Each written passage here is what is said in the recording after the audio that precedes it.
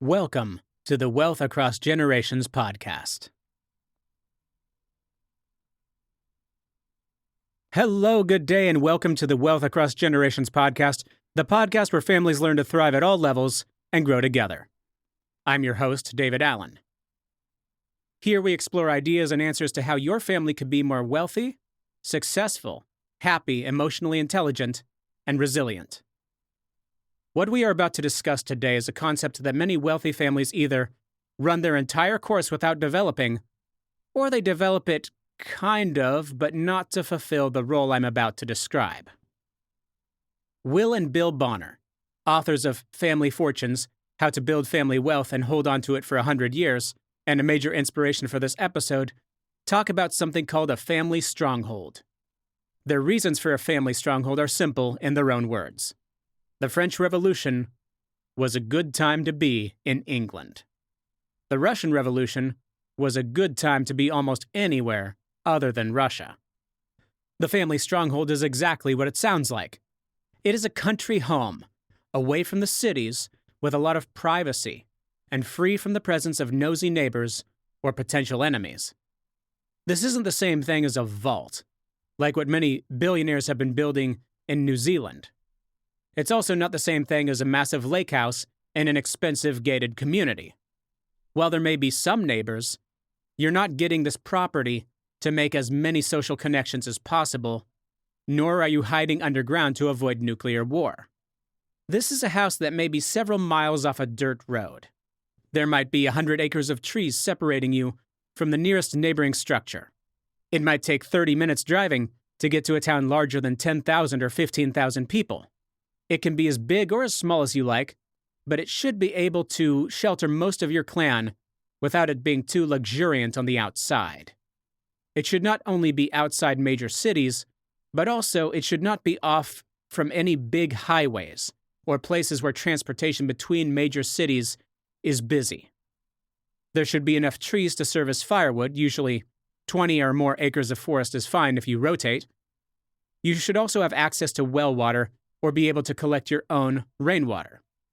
It should be near or in the mountains, if you can make it work. If in the mountains, you'll want a south-facing slope that gets as much sunlight as possible during the winters if you live north of the equator. There are additional costs if you're trying to build access in a hard-to-reach mountain area, so usually just some place that's close to the mountains is the next best thing, if for whatever reason you needed to temporarily abandon the stronghold. As it should be obvious, this is less about wealth per se, and more about provision capacity. And in this scenario, assets matter less than throughput. A stronghold doesn't prioritize maximum money in your bank account. It's based on food calories produced on site. It's based upon energy generated on site. It's based upon what kind and how much shelter do you own outright, no debt, no mortgage, no renting. And it prioritizes tools and spare parts you already possess. An ideal question to ask to determine if your stronghold is really a stronghold or not is, if our accounts were frozen tomorrow, or if during a national crisis for whatever reason we couldn't access our accounts, what would still work in our lives on day 90? If the answer is almost everything, you've got yourself a real stronghold. There's also the idea of food as a closed loop, not a hobby garden. Now, many people love gardening, and they love growing things. They may grow some flowers. They might even have a garden where they grow some trees. They have some vegetables. But let's be honest, if you are expected to support your family on that garden for years, it's like trying to cross the Atlantic Ocean on a rubber dinghy. You might make it, but you wouldn't bet your life on it. This is a stronghold that prepares you for crises, and a crisis can last for years, not weeks. So you're going from supplemental food to primary sustenance. You're going from annual crops to perennials and livestock. You're going from yields to seed sovereignty. Remember, you won't be able to buy seeds. While there's nothing wrong with growing some peonies or some tomatoes, you need to focus on things that are going to really provide your macronutrients for survival. That means storable staples like grains, legumes, fats, corn. perennials like fruits, nuts, and tubers. You might have some small livestock like eggs, or larger animals to provide meat or milk. You need preservation skills like drying, fermenting, and curing. Will and Bill Bonner's logic would apply hard in making a family stronghold really work for years. Your first currency is no longer money, it's calories.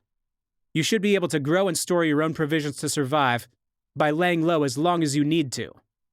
The average person usually needs about 1 acre of arable land per person to meet their annual food needs, and sometimes less if they're utilizing vertical growing spaces and engineer the seasons through greenhousing to have multiple harvests.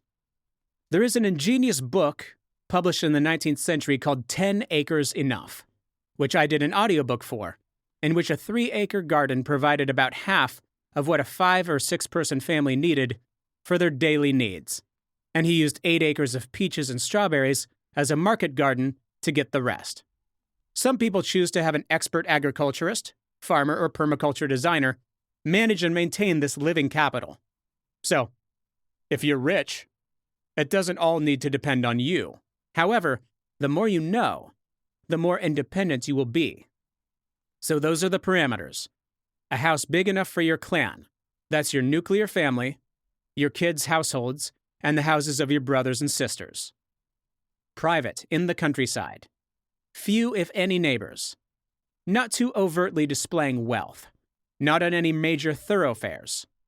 10 to 20 acres of timber, ideally a little bit more than 20. Access to off-grid water and power.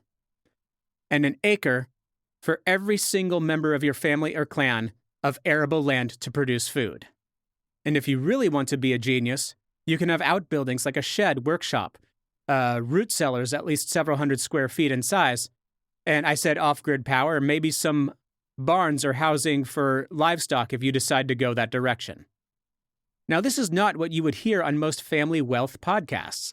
This topic is not often discussed, but it should be, because this isn't just about your finances, this is about your spiritual health. This is about your survival, and it doesn't matter how wealthy you are if you don't survive a crisis. So why am I suggesting all this? What's wrong with city living? Nothing. 95% of the time. And if nothing was wrong with cities 100% of the time, I would make a different episode. But let me ask you some questions. When there are terror attacks, who gets hit hardest? Major cities or the countryside? When pandemics come, which places get the biggest restrictions? Major cities or the countryside? When there are political unrests and protests and riots in the streets, do these things happen more in major cities or the countryside? When the shelves are empty, who suffers more, people in the city or the country? When inflation eats the currency value and people don't have money for food, who starves the soonest, city or country people? Where do we see the most murders, the most gang activity, the most abusive treatment of other people? Where do we see people losing their minds and yelling at strangers? Where's pollution the worst? Where do immigrants of low trust congregate to take government benefits and establish their own neighborhoods? In Holocaust-style situations, where do the ghettos get set up? Worried about 15-minute cities and potential future travel restrictions? What's the third word in the phrase 15-minute cities? During major wars and battles, where do most of the casualties happen and the bombs fall? Every time the answer is the same: the cities. Let's also look at scripture here. The Apocalypse of St. John, or as we call it, Revelation, chapter 13, verses 11 through 17. That's Revelation 13, verses 11 through 17. It talks about something known in prophecy as the mark of the beast crisis. In it, people will not be able to buy or sell unless they compromise God's values and do so at a time when such a choice would cost them eternal life. Even if you're not a believer in Bible prophecy, you only need to open your eyes to see the increasing use of financial controls to manipulate populations. It happened with the truckers in Canada in 2022. It happens with economic sanctions against multiple countries today. It's also one of the ways Japan was able to take down the Yakuza. Since 2011, due to legal restrictions, the Yakuza couldn't open bank accounts, rent an apartment, get insurance, or even own cell phones. This even affected family members and people in their social circles who weren't even Yakuza. In 2011, there were over 70,000 members of the Yakuza, and as of 2024, that number dropped to just below 19,000. And that's easy to say, yeah, well, they were anti-vaxxers, or, of course, they're Yakuza, and I am not Yakuza. And you're right. But power changes hands all the time, and often, tomorrow's enemy of the state is today's law-abiding citizen.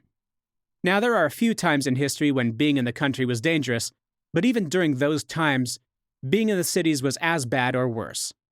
The biggest example I can think of is the Holodomor, where Stalin tried to starve out the Ukrainian farmers and replace them with members of the Communist Party. The problem was that the farmers knew how to farm regardless of their politics, and the party members, regardless of their politics, didn't. This had a ripple effect in the cities as well.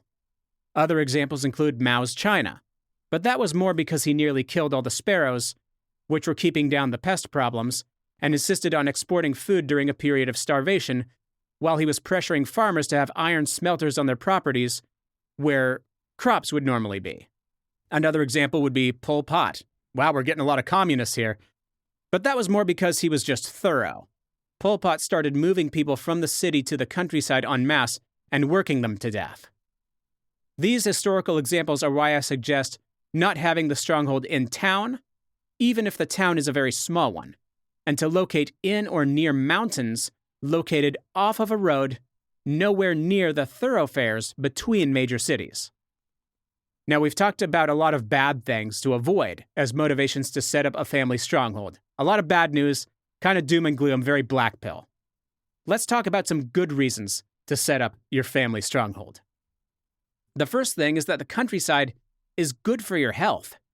It's less rushed. Better fresh air, sunlight. You're surrounded by things that are growing, natural, created things, and we heal in those environments. There's a reason that when nearly any movie depicts a heavenly afterlife that's not a bunch of clouds, there's always a forest or a field of grain or green grass or something like that. It's primal. Even if you believe we just take a dirt nap when we breathe our last, the value of being around beautiful nature is priceless. The second reason is that you can still develop the land into a place that's fun for your family. You can build projects together, install a pond with some fish, add a tire swing. If there's a lake nearby, you can have a boat. I said you should avoid extravagance, but there are plenty of activities that don't require a vast display of wealth that are still very fun. Make it a place people want to be. The third reason is that it gives the elders something to do after they retire. Some elders like to work until the day they drop. Some like to drink margaritas on the beach. The family stronghold is a place between those two extremes, which gives enough activity to keep a person healthy, but activity that can be scaled down enough to keep it more fun. A fourth reason is that you can restore a place.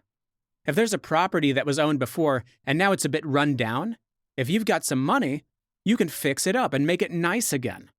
Not everything has to be done with a pure profit motive in mind, and it's a noble thing to turn around a property that was ugly and make it productive and beautiful again. Fifth, you can grow your own food. Nearly half of U.S. citizens lived on farms before the Great Depression, and there were good reasons for that. It's becoming harder and harder to trust the people who make our food. Whether you're doing it yourself or hiring someone to cultivate the crops for you, it's hard to regret a supply chain of farm to fork in 1 hour to 1 day, especially if it's no GMOs, no pesticides, etc. Nobody looks back on their life wishing their food was less healthy or less delicious. Sixth, the family stronghold is not just for the bad times you have no control over.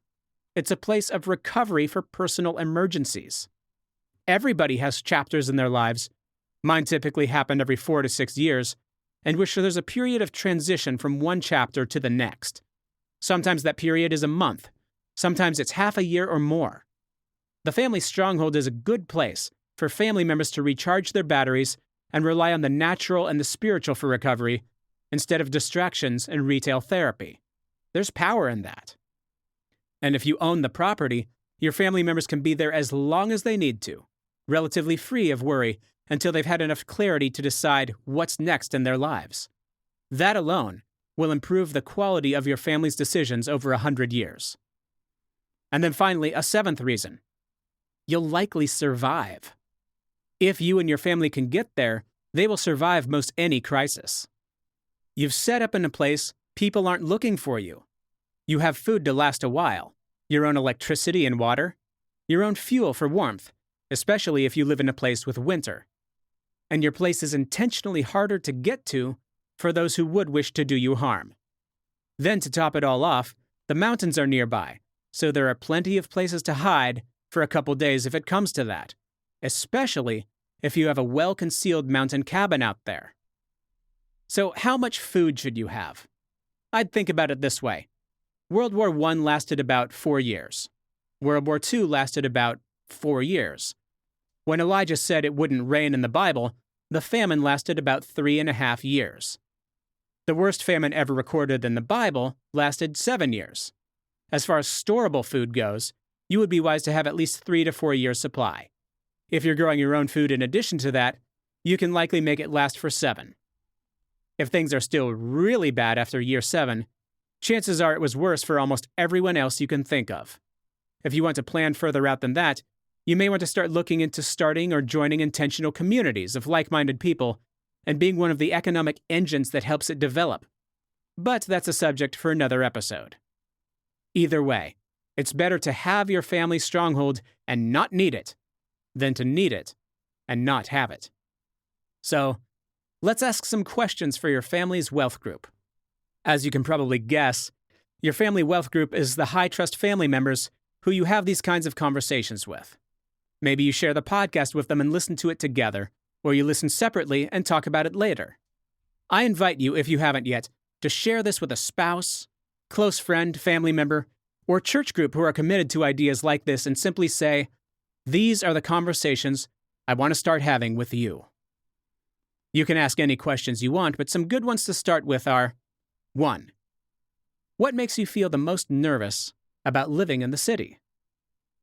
2. Which of those dangers from question 1 do you think we could avoid by having a place established in the countryside? 3. What are some advantages of country life?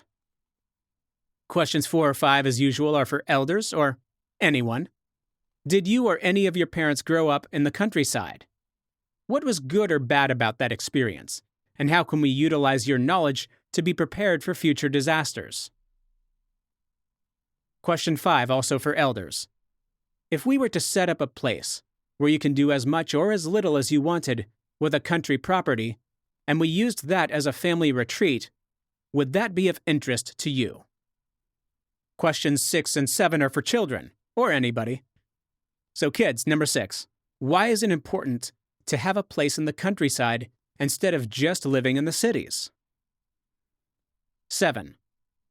If you had a country home with space to do whatever you wanted, what might be a fun thing to have or do? Question 8 is for a family friend or, of course, any family member. Would you be interested in looking for a country place nearby as the beginnings of a potential community with us? And question 9 is for anyone. When would you want to get away from people for a while and just have some peace? For all the questions printed out, as well as the resources, ChatGPT prompts associated with this episode, and previous episode references, subscribe to the Substack. It's a great way to support the show, and you can also check out the books I mentioned, like Family Fortunes or 10 Acres Enough. I intend on having extended interview content eventually, and I'll also have links to articles backing up some of what I brought up today. And finally, you'll have the ability to comment on posts and share what has been working for you. Of course, I invite you to leave a review if you found this podcast useful or entertaining at the platform where you listen to this episode, and remember to subscribe at the same platform to this podcast so you can get alerts when we get new episodes. Whether you live in the city or the country, remember, the struggles you face today, you not only can solve, but you can solve for the generations that come after you. I'll see you in the next episode.